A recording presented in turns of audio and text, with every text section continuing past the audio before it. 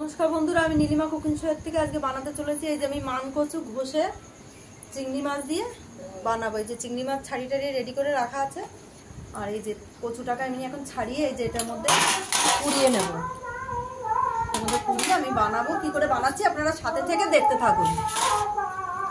আমি এখন কেটে আগে ছাড়িয়ে রেডি করছি।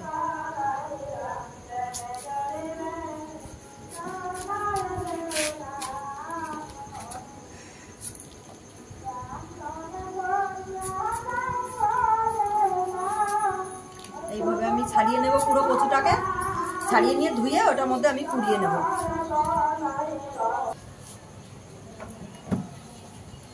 ছাড়িয়ে নিয়েছি, এবার আমি ধুয়ে নিই।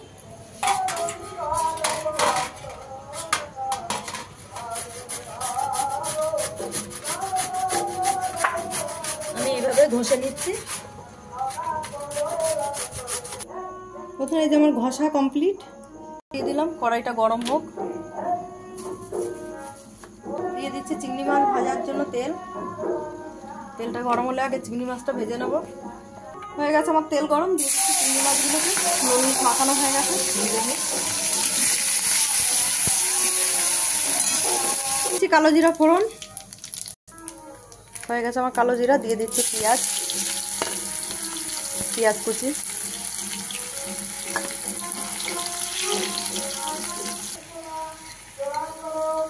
দিয়ে দিচ্ছি 1 চামচ রসুন বাটা।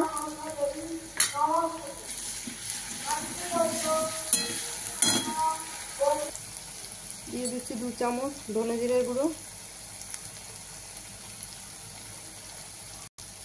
দিয়ে দিলাম 1 চামচ 1.5 চামচ মতো লঙ্কার গুঁড়ো।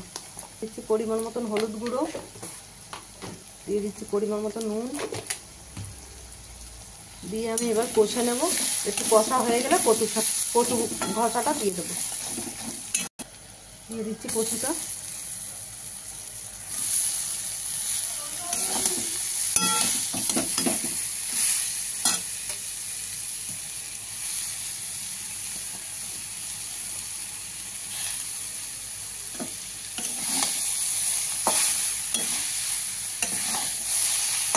এবারে এটা আস্তে আস্তে নেড়ে চেড়ে আমি অল্প করে একটু জল দিয়ে ঢাকা দিয়ে দেবো সিমে করে। দিয়ে দিলাম অল্প করে পরিমাণ মতন একটু জল, কচুটা সেদ্ধ হবার জন্য।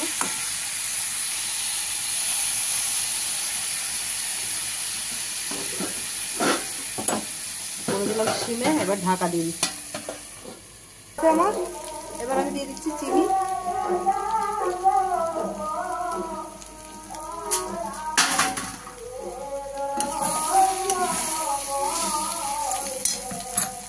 দিয়ে দিলাম চিংড়ি মাছটা ভেজে রাখা।